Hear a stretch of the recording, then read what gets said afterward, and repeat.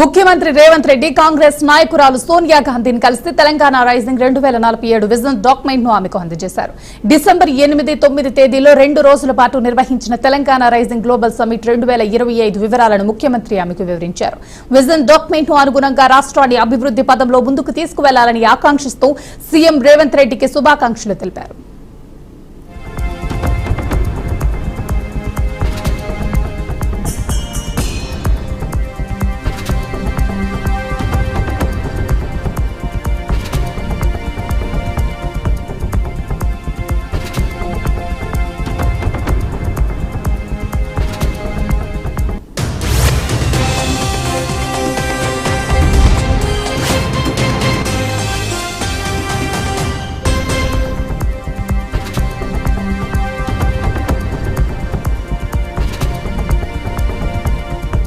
Law and order విషయంలో ఎలాంటి రాజీ పడటం తనకు ఇష్టం ఉండదన్నారు AP CM Chandrababu. Andhra Pradesh police శాఖలో కొత్తగా నియమితులైన 5757 మంది కానిస్టేబుళ్లకు ముఖ్యమంత్రి చంద్రబాబు నాయుడు మంగళగిరిలో నియామక పత్రాలను అందజేశారు. ఈ సందర్భంగా సీఎం కీలక వ్యాఖ్యలు చేశారు. తన పాలనలో రౌడీలకు గుండాలకు తావు ఉండదన్నారు. ఉమ్మడి ఆంధ్ర రాష్ట్రంలో ఓల్డ్ సిటీలో గొడవలు జరిగేవన్నారు. తన దగ్గర ఉన్న గబ్బర్ సింగ్ అనే డీసీపీని ఇప్పటికీ అభినందిస్తా అన్నారు. వచ్చిన తర్వాత సమర్థవంతమైన పోలీస్ వ్యవస్థకి శ్రీకారం చుట్టారు.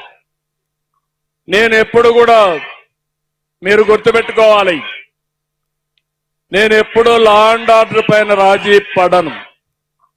సమైక్య ఆంధ్రప్రదేశ్ నేను ముఖ్యమంత్రి అయినప్పుడు నాకు కొన్ని సమస్యలు వచ్చాయి. రాయలసీమలో ముఠా నాయకత్వం, ఒకరినొకరు చంపుకునే వాళ్ళు ఇక్కడ రాయలసీమ వాళ్ళందరూ ఉంటారు. కడప వీళ్ళందరూ ఉన్నాం ఇక్కడ. నేను కూడా రాయలసీమ వాడిని. అవునా కాదా నేను అడుగుతున్నా మిమ్మల్ని. ఇప్పుడు ముఠాలు ఉన్నాయని మిమ్మల్ని అడుగుతున్నా. ఒకప్పుడు హైదరాబాద్ 6 నెలలు కర్ఫ్యూ. హైదరాబాద్ నుంచి బెంగళూరు పోవాలన్నా, విజయవాడకు రావాలన్నా ఓల్డ్ సిటీకి పోవాలి. హైకోర్టు పోవాలంటే ఓల్డ్ సిటీకి పోవాలి. అలాంటి మత విద్వేషాలు ఇప్పుడే నేను అభినందిస్తున్నా. నాకు గబ్బర్ సింగ్ అనే ఒక డీసీపీ ఉండేవాడు. అప్పుడు పవన్ కళ్యాణ్ గారు సినిమా కూడా తీశారు ఆ గబ్బర్ సింగ్ అని పెట్టి. అంటే ఆయన క్యారెక్టర్ ని గబ్బర్ సింగ్ గా పవన్ కళ్యాణ్ గారు యాక్ట్ చేశారు. ఆయన్ని పెట్టి కమ్యూనల్ వైలెన్స్ కంట్రోల్ చేశాం. పోలీసులను బెదిరిస్తే చూస్తూ ఊరుకోమని AP deputy CM Pawan Kalyan అన్నారు. నేడు మంగళగిరిలో 5757 మంది కానిస్టేబుల్ అభ్యర్థులకు నియామక పత్రాలు అందజేసే కార్యక్రమంలో పవన్ కళ్యాణ్ పాల్గొని ప్రసంగించారు. ఏపీ మాజీ సీఎం పోలీసు ఉన్నతాధికారులను బెదిరిస్తున్నారని మండిపడ్డారు. అలాంటి బెదిరింపులను చూస్తూ ఊరుకుంటామని అనుకోవద్దని హెచ్చరించారు. గతంలో కానిస్టేబుల్ నోటిఫికేషన్ పై కేసులు వేస్తే వైసీపీ ప్రభుత్వం పట్టించుకోలేదని ఆరోపించారు. శాంతి భద్రతలు బాగుంటేనే దేశాభివృద్ధి బాగుంటుంది, రాష్ట్రాభివృద్ధి బాగుంటుంది, రాష్ట్రం ఆర్థిక అభివృద్ధి చాలా బలంగా ఉంటుంది. ఈ మధ్యన గౌరవ ఉత్తరప్రదేశ్ ముఖ్యమంత్రి గారు కూడా సడన్ గా ఇన్ని లక్షల కోట్లు ఎందుకు పెట్టుబడిగా వచ్చిన ఉత్తరప్రదేశ్ కి యోగి ఆదిత్యనాథ్ గారు మాట్లాడుతూ ఉంటే, శాంతి భద్రతలు మేము బలంగా చేస్తున్నామే కాబట్టి మా రాష్ట్రానికి పెట్టుబడులు వస్తున్నాయని. అదే మాకు గౌరవ ముఖ్యమంత్రి గారు కూడా బలంగా సూచనలు ఇస్తా ఉన్నారు. శాంతి భద్రతలు ముందుకు తీసుకెళ్లాలంటే మీరు ఇందాక చెప్పినట్టు మీరే స్తంభాలు, మూల స్తంభాలు. అందుకని రాష్ట్ర బడ్జెట్ కూడా, రాష్ట్ర ఆర్థికాభివృద్ధికి కూడా మీరే ఒకలాగా పిల్లర్స్ అవుతారు. ఎందుకంటే మీరు శాంతి భద్రతలను కనుక మీరు సరిగ్గా పర్యవేక్షించగలిగితే ఈ రాష్ట్ర అభివృద్ధిలో మీరు కూడా చాలా కీలకమైన భాగస్వాములు అవుతారు. నేను ఈ సందర్భంలో మీ దృష్టికి తీసుకొస్తాను. ఆంధ్రప్రదేశ్ ప్రభుత్వం విశాఖపట్నం సమీపంలో భోగాపురం ఇంటర్నేషనల్ ఎయిర్పోర్ట్ వద్ద దేశంలోనే తొలి ఏవియేషన్ ఎడ్యుకేషన్ సిటీని ఏర్పాటు చేస్తుంది. ఈ మేరకు విశాఖపట్నంలో కార్యక్రమం నిర్వహించారు మంత్రి Lokesh, Goa governor Ashok Gajapathiraju, GMR air force chairman Raju, speaker Ayyanna Patrudu, పలువురు నేతలు పాల్గొన్నారు. జీఎంఆర్ మాన్సస్ ఎడ్యుకేషన్ సిటీగా పిలువబడే ఈ ప్రాజెక్టులో జీఎంఆర్ గ్రూప్, మాన్సస్ ట్రస్ట్ కీలకంగా వ్యవహరిస్తున్నాయి. ఈ సందర్భంగా చంద్రబాబు పాలనపై పలువురు ప్రశంసలు కురిపించారు. రాత్రి పగలు కష్టపడి అనేక కార్యక్రమాలు తీసుకొస్తూ ఉంటే చంద్రబాబు నాయుడు గారు అతను నిద్రపోవడం, మమ్మల్ని నిద్రపోవనివ్వడం.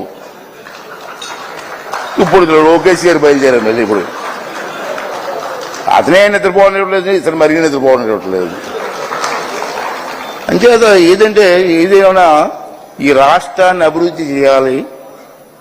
ఈ అభివృద్ధి చెందిన తర్వాత ఈ రాష్ట్రంలో వచ్చిన ఫలితాలని రాబోయే తరం వారికి అందించాలనేది ఏకైక లక్ష్యంతో ఈ కూటమి ప్రభుత్వం పనిచేస్తుంది. దానికి మోడీ గారి సహకారం కూడా మనకు ఉంది. అంచేత పనిచేస్తున్న నాయకులకు అండగా ఉండవలసిన బాధ్యత కూడా ప్రజలకు ఉంది. ఎన్ని చేసినా కామెంట్ చేస్తున్నారని ఇంకానా, అది బాధ. ముందుకు వెళ్ళడానికి ఎన్నో ఆటంకాలు తీసుకొస్తున్నారు. ఇది పద్ధతి కాదు. రాజకీయాలు ఉంటాయి కాదన్ను, పార్టీలు ఉంటాయి. అభివృద్ధి జరుగుతున్నప్పుడు అన్ని పార్టీలు ఏకంగా రాష్ట్రం కోసం పనిచేయాలని చెప్పి మీ ద్వారా నేను పిలుపునివ్వాలని చెప్పి కోరుకుంటానండి. ఇవాళ అయితే ఉత్తరాంధ్ర అదృష్టాలు చాలా ఉన్నాయి. ఒకటి, మొదట చెప్పాలంటే ఏవియేషన్ లో ఈ ఉత్తరాంధ్రలో పుట్టిన అల్లూరి సీతారామరాజు జన్మించిన ఊరు పాండ్రంగి. ఆ మహానుభావుడు పేరుతో ఒక ఎయిర్పోర్ట్ ఇక్కడ తయారవుతుందంటే ఏదైతే జీవితం కంటే ఎక్కువ త్యాగం ఎవరు చేయలేరు. అలాంటి మహానుభావుడు పేరు మనం తీసుకురాగలిగామంటే భావి తరాలకి ఒక సందేశం ఇవ్వడానికి ప్రయత్నం అది. జిఎంఆర్ గారు ఉత్తరాంధ్ర ముద్దుబిడ్డ, ఇక్కడనే జన్మించి ఒక మధ్యతరగతి కుటుంబానికి జన్మించి 10th క్లాస్ ఫెయిల్ అయిన వారు. అప్పుడు వాళ్ళ ఇంట్లో లేదు, బాగా చదవాలని తోమితే తిరిగి మళ్ళీ వెళ్ళి మాన్సాస్లోనే 11th 12th క్లాస్ చదివి ఈరోజు దేశానికే కాదు ప్రపంచంలోనే ఒక అతిపెద్ద పారిశ్రామికవేత్తగా మారిన వ్యక్తి జిఎంఆర్ గారు. జిఎంఆర్ గారు ఆనాడు హైదరాబాద్ ఎయిర్పోర్ట్ కట్టాలని ఆయన అనుకున్నారు. అంటే ఉమ్మడి ఆంధ్ర రాష్ట్రానికి నేను సేవ చేయాలనుకున్న వ్యక్తి. ఈ రోజు తెలంగాణ జీడిపికి సుమారు 12% కాంట్రిబ్యూషన్ చేస్తుంది హైదరాబాద్ జిఎంఆర్ ఎయిర్పోర్ట్. ఆనాడు చాలా మంది ఎగతాళి చేశారు, ఎయిర్పోర్ట్ కి 5,000 ఎకరాలు అవసరమా అని అడిగారు. వాళ్ళందరూ ఒకటే సమాధానం ఇస్తున్నారు. ఈ రోజు వెళ్ళి చూడండి శంషాబాద్ ఎయిర్పోర్ట్ ఎలా డెవలప్ అయింది. రాష్ట్ర ముఖ్యమంత్రి వర్యులు చంద్రబాబు నాయుడు గారు, అలాగే మన ఐటీ శాఖ మంత్రి వర్యులు లోకేష్ అన్న గారు, వీళ్ళిద్దరూ కూడా ఈ ఉత్తరాంధ్ర మీద, ముఖ్యంగా విశాఖపట్నం మీద పెట్టినటువంటి దృష్టితో ఇప్పటి వరకు ఉన్నటువంటి ఉత్తరాంధ్ర వేరు, రేపు రాబోతున్నటువంటి ఉత్తరాంధ్ర వేరు అని ఒక జనరేషనల్ షిఫ్ట్ తీసుకొని వచ్చినటువంటి ఘనత ఈరోజు వాళ్ళిద్దరిది అన్నది ప్రత్యేకంగా తెలియజేసుకుంటున్నాను. విశాఖపట్నం ముందు నుంచి ఎప్పటి నుంచో ఉత్తరాంధ్రకే ఒక వేదికగా, ఒక కేంద్రంగా ఉండేది. కానీ గత 18 నెలలుగా జరుగుతున్నటువంటి ఇక్కడ కార్యక్రమాలు చూస్తే ఈ విశాఖపట్నం గాని ఉత్తరాంధ్ర గాని ప్రపంచానికే ఒక కేంద్రంగా రేపు తయారవ్వబోతుందన్నది ఈ సందర్భంగా తెలియజేస్తున్నాను. అందులో ఏవియేషన్ తాలూకా పాత్ర కూడా చాలా ప్రాముఖ్యత కలిగినటువంటిది. మీరు ఇప్పుడు చూస్తున్నారు, దేశంలో ఎక్కడికి వెళ్ళినా ఏవియేషన్ గురించి అందరూ మాట్లాడుకుంటున్నారు. ఒక రకంగా ఏవియేషన్ ఈరోజు అందరితో కూడా కనెక్ట్ అయి ఉన్నటువంటి సబ్జెక్ట్ గా మారింది. అలాంటి ఏవియేషన్ ఈరోజు ఇంత పెద్ద ఎత్తున మన దేశంలో గ్రో అయిందనంటే దానికి కారణం మన ప్రధానమంత్రి వర్యులు నరేంద్ర మోదీ గారు. తెలంగాణలో సర్పంచ్ ఎన్నికలు మలి దశకు చేరుకున్నాయి. రాష్ట్ర వ్యాప్తంగా 3వ దశ గ్రామ పంచాయతీ ఎన్నికల ప్రచారం ముగిసింది. రేపు రాష్ట్ర వ్యాప్తంగా 182 మండలాల్లో మలి విడత ఎన్నికలు జరగనున్నాయి. 3వ విడత పంచాయతీ ఎన్నికల్లో 3,752 గ్రామ పంచాయతీలకు 28,406 వార్డులకు 17వ తేదీ పోలింగ్ కౌంటింగ్ జరగనుంది. 4,157 గ్రామాలకు 36,434 వార్డులకు నోటిఫికేషన్ ఇవ్వగా 394 గ్రామాలు 7,916 వార్డులు ఏకగ్రీవం కావడం గమనార్హం. 11 గ్రామాలకు 112 వార్డులకు నామినేషన్లు దాఖలు కాలేదు. 3,752 గ్రామ పంచాయతీల్లో 12,640 మంది సర్పంచ్ అభ్యర్థులు బరిలో ఉన్నారు.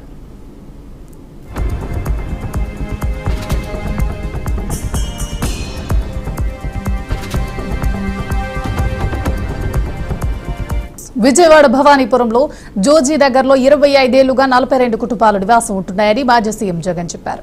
సుప్రీంకోర్టులో 31 వరకు పిటిషన్ పెండింగ్ ఉన్నప్పటికీ ఇండ్లు కూల్చేస్తారని మండిపడ్డారు. పోలీసులను అడ్డు పెట్టుకుని పేదల ఇండ్లను కూల్చేసి అధికార దుర్వినియోగానికి పాల్పడ్డారని మండిపడ్డారు. ఇది అక్రమ లేఅవుట్ అని, దాన్ని చేసింది బాబు మనుషులే అని విమర్శించారు.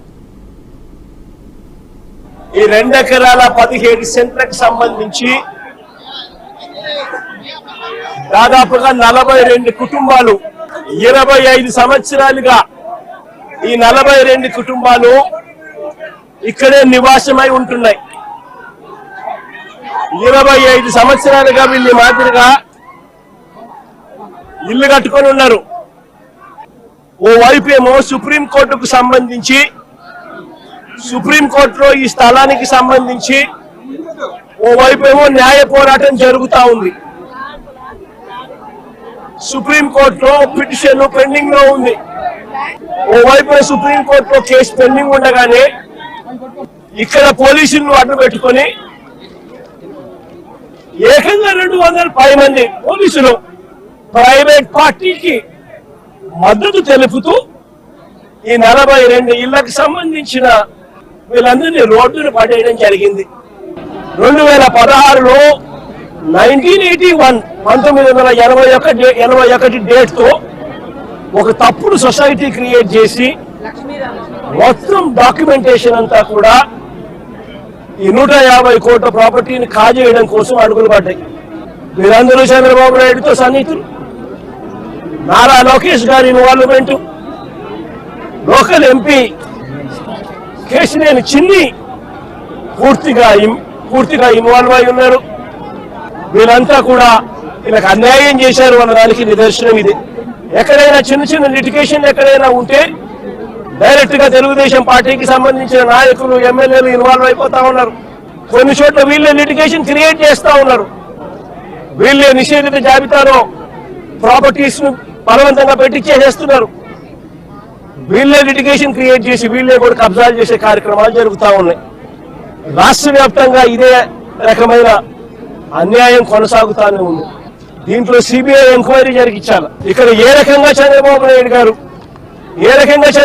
గారు కొడుకు, ఏ రకంగా తెలుగుదేశం పార్టీకి సంబంధించిన ఎంపీ, ఏ రకంగా వీరంతా కూడా ఇన్వాల్వ్ అయి ఇంక్లూడింగ్ జనసేన కార్పొరేటర్తో సహా ఏ రకంగా వీళ్ళంతా కూడా దీన్ని కబ్జా చేసే కార్యక్రమం చేస్తా ఉన్నారు అనేది ప్రజలకు తెలియాలి. గవర్నమెంట్ రావాలి. వీళ్ళకి సంబంధించిన లోన్లన్నీ కూడా గవర్నమెంట్ తన రెస్పాన్సిబిలిటీ కింద గవర్నమెంటే కట్టేట్టుగా తీసుకోవాలి. నష్టపోయిన వీళ్ళందరికీ కూడా ఇక్కడే స్థలాలు ఇస్తారా, లేకపోతే ఇలాంటి స్థలమే ఇంకో చోట ఇచ్చి ఇంకో ఇల్లు కట్టించి వీళ్ళకి న్యాయం చేస్తారా అన్నది గవర్నమెంట్ డిసైడ్ చేసుకోవాలి. చంద్రబాబు నాయుడు గారు గట్టిగా ఒకటే చెప్తా ఉన్నా, అయ్యా చంద్రబాబు, నువ్వు కన్నా ఈ కార్యక్రమం చేయకపోతే రేపొద్దున మా ప్రభుత్వం వచ్చిన తర్వాత ఇదే ఎంక్వైరీ మేమేస్తాం. మిమ్మల్ని కోర్టు ముందర దోషులుగా నిలబెట్టడమే కాకుండా వీళ్ళందరికీ కూడా, బాధితులందరికీ కూడా కంటికి రెప్పలా మేమంతా కూడా కాపాడుకుంటూ వీళ్ళందరూ కూడా ఎవరైతే నష్టపోయినారో ప్రతి ఒక్కరికి కూడా ఆ నష్టంలో ప్రభుత్వం భాగస్వామ్యమై వీళ్ళందరికీ తోడుగా ఉంటుందని చెప్పి బాధితుల తరఫున మీ జగనన్న మాటిస్తా ఉన్నాడు అని చెప్పి ప్రతి బాధితుడికి కూడా నేను చెప్తా ఉన్నాను. ఈ కేసుకి సంబంధించి అన్ని రకాల సపోర్ట్ కూడా వైఎస్ఆర్సీపీ తరఫున న్యాయానికి సంబంధించిన సుప్రీంకోర్టులో కానీ, హైకోర్టులో కానీ ప్రతి ఒక్కరికి కూడా అన్ని రకాల సహాయ సహకారాలు కూడా కొనసాగిస్తామని. జీహెచ్ఎంసీ ప్రత్యేక కౌన్సిల్ సమావేశం రసాబసాగా మారింది. ఈ సమావేశంలో ప్రధానంగా వార్డుల పునర్విభజన అంశంపై చర్చ కొనసాగింది. జీహెచ్ఎంసీ పరిధిలో ఇటీవల విలీనం చేసిన 27 మున్సిపాలిటీలతో పాటు ప్రస్తుతం ఉన్న 150 వార్డులను 300 వరకు పెంచేందుకు ప్రభుత్వం చేపట్టిన డీలిమిటేషన్ పై బీఆర్ఎస్, బీజేపీ, ఎంఎం కార్పొరేటర్లు మరియు నగరవాసులు అభ్యంతరాలు వ్యక్తం చేశారు. చర్చల సమయంలో సభలో ఒక్కసారిగా గందరగోళం నెలకొంది. దాడు స్థలంలో వార్డుల విభజన జరిగిందంటూ బీజేపీ కార్పొరేటర్లు చేస్తున్న వ్యాఖ్యలపై ఎంఐఎం కార్పొరేటర్లు అభ్యంతరం తెలిపారు. దీంతో ఎంఐఎం, బీజేపీ కార్పొరేటర్ల మధ్య తీవ్ర వాగ్వాదం చోటు చేసుకుంది. ఈ క్రమంలో బీజేపీ కార్పొరేటర్లు గెస్టెడ్ పత్రాలను చింపి సభలో విసిరివేసి మేయర్ పోడియం వైపు దూసుకెళ్లారు. దీనిపై మేయర్ గద్వాల్ విజయలక్ష్మి తీవ్ర ఆగ్రహం వ్యక్తం చేశారు. దీంతో కౌన్సిల్ సమావేశం వాయిదా వేశారు. టీటీడీ పరకామరి చోరీ కేసు విచారణ సందర్భంగా ఏపీ హైకోర్టు కీలక వ్యాఖ్యలు చేసింది. టీటీడీలో ఆధునిక టెక్నాలజీ ముఖ్యంగా కృత్రిమ మేధని వినియోగంలోకి తీసుకురావాల్సిన అవసరం ఉందని స్పష్టం చేసింది. పరకామరిలో జరిగిన ఘటన సాధారణ దొంగతనం కంటే తీవ్రమైన నేరమని పేర్కొన్న న్యాయస్థానం ఇలాంటి తప్పిదాలు పునరావృతం కాకుండా కఠిన చర్యలు తీసుకోవాలని సూచించింది. టీటీడీలో అవుట్ సోర్సింగ్ నియామకాలు సమంజసం కావని హైకోర్టు అభిప్రాయపడింది.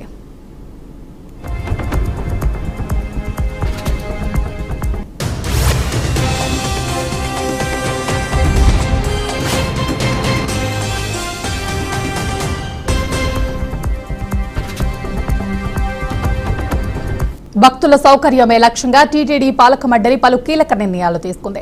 తిరుమల అన్నమయ్య భవనంలో మంగళవారం జరిగిన టీటీడీ ధర్మకర్తల మండలి సమావేశంలో పలు అభివృద్ధి కార్యక్రమాలకు ఆమోదం తెలిపారు.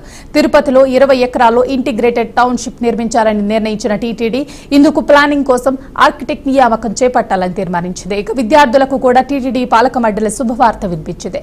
ఎస్వీ జూనియర్ కాలేజీల డెస్కాలర్లకు మధ్యాహ్న భోజన పథకం ప్రారంభించాలని నిర్ణయించింది. సమావేశం అనంతరం ఈ వివరాలను టీటీడీ చైర్మన్ బిఆర్ నాయుడు వెల్లడించారు. తర్వాత దేశంలో ఉన్నటువంటి మిగతా ఆలయాలకు కూడా ధ్వజస్తంభాలు టీటీడీ నుంచి ఏర్పాటు చేయాలనే ఉద్దేశంతో పలమనేరు దగ్గర ఉన్నటువంటి మన టీటీడీ ల్యాండ్ లో 100 ఎకరాల్లో మనం ఈ ధ్వజస్తంభానికి సంబంధించినటువంటి చెట్ల పెంపకం కోసం ప్రణాళిక సిద్ధం చేస్తున్నాం. అది త్వరలోనే ప్రారంభిస్తామని చెప్పి తెలియజేస్తున్నాం. రెండవది, తిరుపతిలోని పద్మావతి చిన్నపిల్లల హృదయాలు ఏదైతే హాస్పిటల్ ఉందో దానికి కొంత ఇన్కంప్లీట్ ఉంది బిల్డింగ్. సో అది అత్యాధునిక సౌకర్యాలతో దాన్ని తయారు చేయాలనేటువంటి ఉద్దేశంతో ఇంకో 48 కోట్లు శాంక్షన్ చేయడం జరిగింది. ఇక త్వరలోనే అది కంప్లీట్ చేసుకొని ఇనాగ్రేషన్ చేసుకోవటం కూడా జరుగుతుంది. ఇక పోతే TTD board education sub committee ఇచ్చిన నివేదిక ఆధారంగా టీటీడీలోని 31 విద్యా సంస్థల్లో డిజిటల్ క్లాస్ రూమ్లు, సీసీ కెమెరాలు, కంప్యూటర్లు, అందుకు అవసరమైనటువంటి సాఫ్ట్వేర్ ఇవన్నీ కూడా ఐడీపీఎల్ భూముల వ్యవహారంపై ప్రభుత్వం విచారణకు ఆదేశించింది. ఇదే విషయంపై ఇటీవల కుకట్పల్లి ఎమ్మెల్యే మాధవరం కృష్ణారావు, తెలంగాణ జాగృతి అధ్యక్షురాలు కల్వకుంట్ల కవిత మాటల మధ్య యుద్ధం కొనసాగుతోంది. ఈ నేపథ్యంలోనే తెలంగాణ ప్రభుత్వం కీలక నిర్ణయం తీసుకుంది. హైదరాబాద్ ఐడీపీఎల్ భూములపై విచారణకు ఆదేశించింది. కుకట్పల్లిలోని సర్వే నెంబర్ 376లో ఉన్న 4,000 కోట్ల విలువైన భూములపై విచారణ చేపట్టాలని విజిలెన్స్ అధికారులకు ప్రభుత్వం ఆదేశాలు జారీ చేసింది.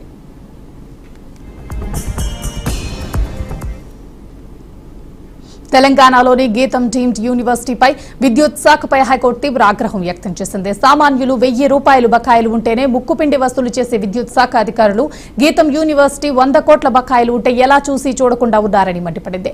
అయితే హైదరాబాద్లోని గీతం యూనివర్సిటీకి విద్యుత్ బిల్లులు చెల్లించలేదని ఎస్పీడీసీఎల్ నోటీసులు జారీ చేసింది. 2008 నుంచి ఇప్పటి వరకు సుమారు 118 కోట్ల కరెంట్ బిల్ చెల్లించలేదని అధికారులు నోటీసుల్లో పేర్కొన్నారు.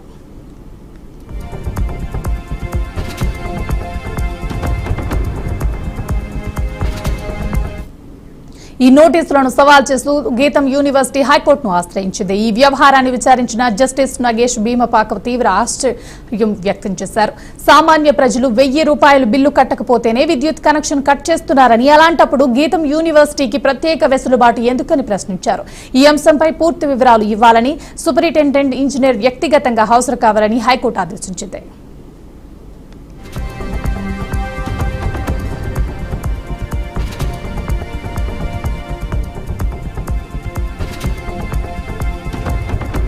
ఐబొమ్మ రవికి మరో బిగ్ షాక్ తగిలింది. ఇప్పటికే అన్ని విచారణలను ఎదుర్కొన్న అతన్ని మరో 4 కేసుల్లో 12 రోజులు విచారణకు కోర్టు అనుమతి ఇచ్చింది. ఒక్కో కేసులో ఐబొమ్మ రవిని 3 రోజులు విచారించాలని నాంపల్ కోర్టు పోలీసులకు సూచించింది.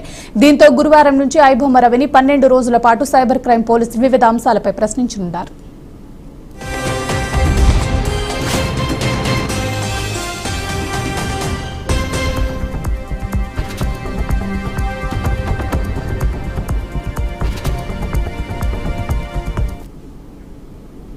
ఆపరేషన్ కగార్ వరుస లొంగిబాట్లతో సతమతమవుతున్న మావోయిస్టు పార్టీకి మరో బిగ్ షాక్ తగిలింది. తాజాగా ఛత్తీస్గఢ్ స్టేట్ బీజాపూర్లో 34 మంది వివిధ కేడర్లకు చెందిన మావోయిస్టులు లొంగిపోయారు. మంగళవారం ఆ రాష్ట్ర పోలీస్ సిఆర్పీఎఫ్ ఎదుట జనజీవన స్రవంతిలో కలిశారు. లొంగిపోయిన వారిలో 7 మహిళలు, 27 మంది పురుషులు ఉన్నారు. వీరిపై 84 లక్షల రివార్డు ఉంది. లొంగిపోయిన వారిలో డీకేఎస్జెడ్సీతో పాటు Telangana state committee, AOB division మావోయిస్టులు కూడా ఉన్నారు.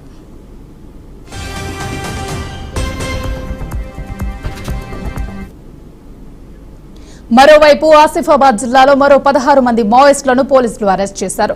సిర్పూర్ మండల పరిధిలోని పెద్ద దోబలో మావోయిస్టులు సంచరిస్తున్నారనే సమాచారం మేరకు సమాచారం అందుకున్న పోలీసులు ఏఎస్పీ చిత్తరంజన్ ఆధ్వర్యంలో special party team combing operation నిర్వహించారు. ఈ క్రమంలో వారికి ఛత్తీస్గఢ్ కు చెందిన మావోయిస్టులు తారసపడగా రౌండప్ చేసి అదుపులోకి తీసుకున్నారు. పట్టుబడిన వారిలో 7 మంది పురుషులు, 9 మంది మహిళలు ఉన్నారు. ఈ మేరకు వారు AK-47 గన్తో పాటు భారీ ఎత్తున పేలుడు పదార్థాలు స్వాధీనం చేసుకున్నారు.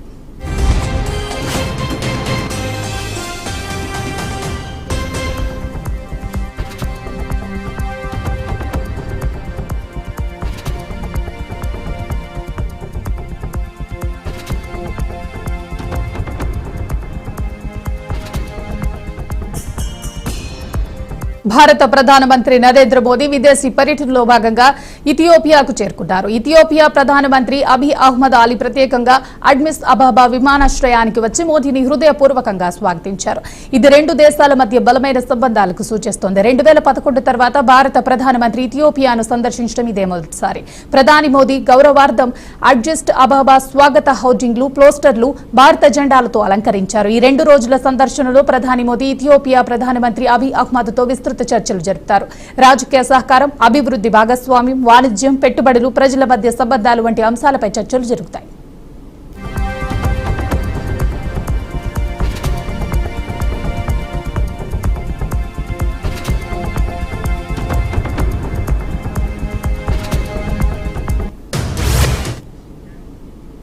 దేశంలో ప్రతి పౌరుడికి బీమా రక్ష కల్పించడమే లక్ష్యంగా కేంద్ర ప్రభుత్వం కీలక అడుగు వేసింది. సబ్కా బీమ్ సబ్కీ రక్ష బిల్లును లోక్సభలో కేంద్రం ప్రవేశపెట్టింది. 2045 నాటికి దేశంలో ప్రతి ఒక్కరికి బీమా కవరేజ్ అందించడమే ఈ బిల్లులో ప్రధాన ఉద్దేశంగా పేర్కొంది కేంద్రం. అలాగే బీమా రంగంలో 100% విదేశీ పెట్టుబడులకు అవకాశం కల్పించే ప్రతిపాదన కూడా ఇందులో ఉంది. ఈ బిల్లుపై లోక్సభలో త్వరలోనే విస్తృతంగా చర్చ జరగనుంది.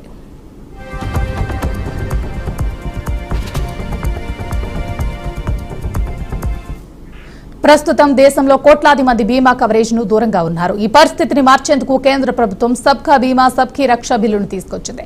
2045 నాటికి దేశవ్యాప్తంగా అందరికీ బీమా సౌకర్యం అందించడమే లక్ష్యంగా ఈ బిల్లు రూపొందించారు. ఇదే సమయంలో బీమా రంగంలో 100% విదేశీ పెట్టుబడులకు అనుమతి ఇవ్వడం ద్వారా పెట్టుబడులు పెంచాలని కేంద్రం భావిస్తోంది. ఈ బిల్లు ఆమోదం పెడితే బీమా రంగంలో గణనీయమైన మార్పులు చోటు చేసుకునే అవకాశం ఉంది.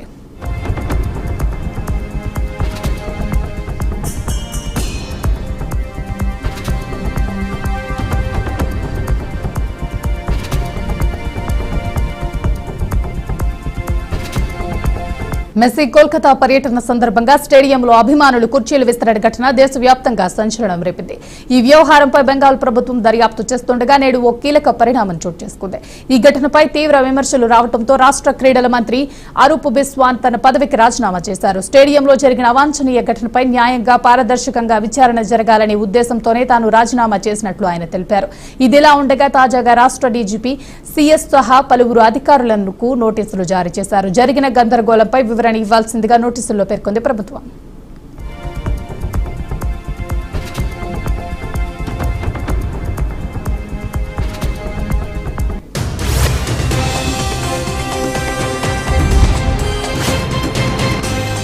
ఆస్ట్రేలియాలోని సిడ్నీ నగరంలో ఇటీవల జరిగిన ఉగ్రవాద కాల్పుల ఘటన దేశవ్యాప్తంగా తీవ్ర భయాందోళనను సృష్టించింది.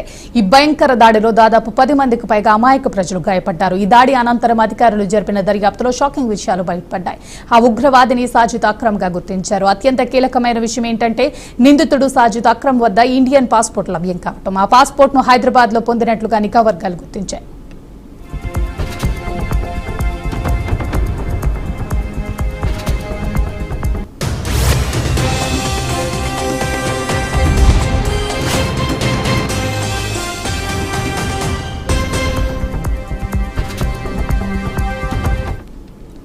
ఈ పరిణామంతో భారత భద్రతా సంస్థలు కూడా అప్రమత్తమయ్యాయి. ఉగ్రవాది సాజిద్ కు హైదరాబాద్ తో ఉన్న సంబంధాలు, అతడి కదలికలపై నిఘా వర్గాలు లోతుగా దర్యాప్తు చేస్తున్నాయి. భారతీయ పాస్పోర్ట్ లభ్యం కావడంతో సాజిద్ అక్రమ్ ట్రావెల్ హిస్టరీపై అధికారులు దృష్టి సారించారు. నిఘా వర్గాల ప్రాథమిక అనుమానం ప్రకారం ఉగ్రవాది సాజిద్ హైదరాబాద్ నుంచి ఫిలిప్పీన్స్, పాకిస్తాన్ వంటి దేశాలకు ప్రయాణించి ఉండవచ్చు. సిడ్నీలో జరిగిన ఈ ఉగ్రదాడి వెనుక అంతర్జాతీయ ఉగ్రవాద సంస్థల పాత్ర ఉందా అనే కోణంలో దర్యాప్తు జరుగుతోంది.